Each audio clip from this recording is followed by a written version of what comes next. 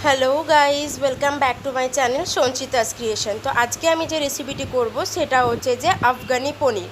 তো চলো দেরি না করে আমি আজকে রেসিপিটি আমার শুরু করে দিই। প্রথমেই হচ্ছে যে একটা প্যানের মধ্যে আমি কিছুটা পরিমাণে তেল নিয়ে নিয়েছি। আমি এখানে সর্ষের তেল ব্যবহার করেছি, তোমরা যারা সাদা তেলও ব্যবহার করতে পারো।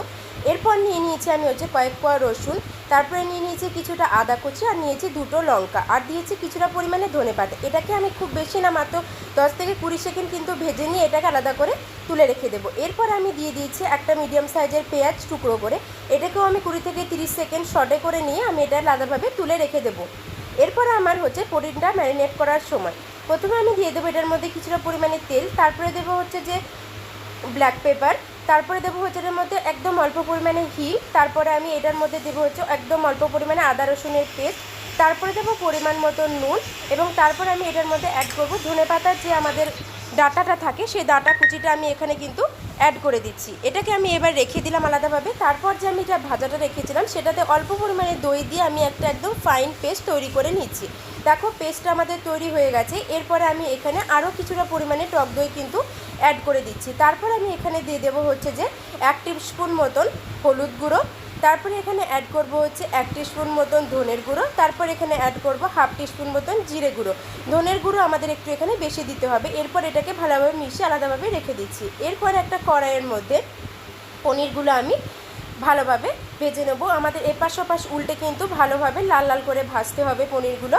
দেখো আমাদের পনিরগুলো কিন্তু এখানে প্রায় লাল লাল করে ভাজা হয়ে গেছে। এরপরে এটাকে আলাদাভাবে আমি একটা পাত্রে তেল ঝরিয়ে ভালোভাবে রেখে দিচ্ছি। এরপরে পরের রান্নার জন্য আমি হচ্ছে যে দিয়ে দেবো হচ্ছে যে প্রথমেই তেলের মধ্যে একটা তেজপাতা, তারপরে দিয়ে দেবো হচ্ছে যে গোটা গরম মশলা। এই সবগুলোই হচ্ছে যে আমি দেওয়ার পরে ভালোভাবে হচ্ছে যে 30 থেকে 40 সেকেন্ডের জন্য কিছুটা আমি হচ্ছে যে এই সবগুলো ভেজে রেখে ভাজছি। এরপরে হচ্ছে যে আমি যে পেস্টটা করে রেখেছিলাম সেই পেস্টটা আমি এখানে অ্যাড করে দেবো। এই সময় কিন্তু আমি এখানে কোনো জল অ্যাড করব না।